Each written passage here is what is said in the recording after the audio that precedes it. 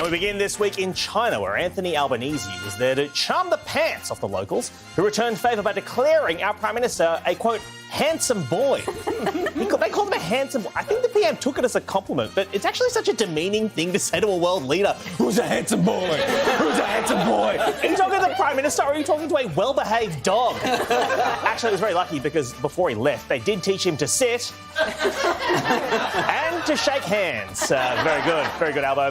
That was good. Also, staying with geopolitics, former Prime Ministers of Australia and the UK, Scott Morrison and Boris Johnson, toured Israel this week on a fading relevance tour to a region engulfed in conflict. Now, I don't know what this is. The idea here to bring the region together by sending our most annoying blokes over there? I don't know if that's going to work. Apparently, Scott Morrison also brought his ukulele to play April Sun in Cuba, and now both sides are trying to extradite him to The Hague.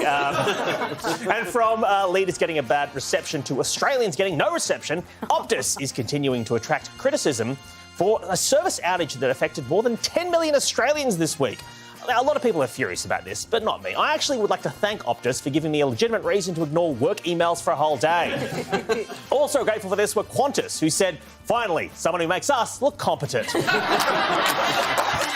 with corporate news, and Starbucks has finally turned a profit in Australia after being here for 23 years. The profits are apparently being driven by Gen Z's love of the American chain's elaborate iced coffee beverages, famous for being highly caffeinated and pumped full of sugar. But personally, I prefer to only eat local, which is why I only drink McCafe.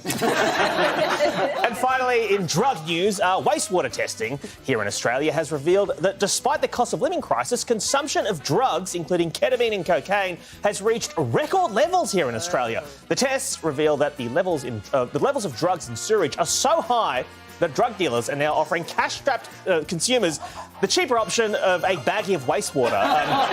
Still, the only thing you'll find if you test my wastewater is Starbucks coffee, or as I call it, wastewater.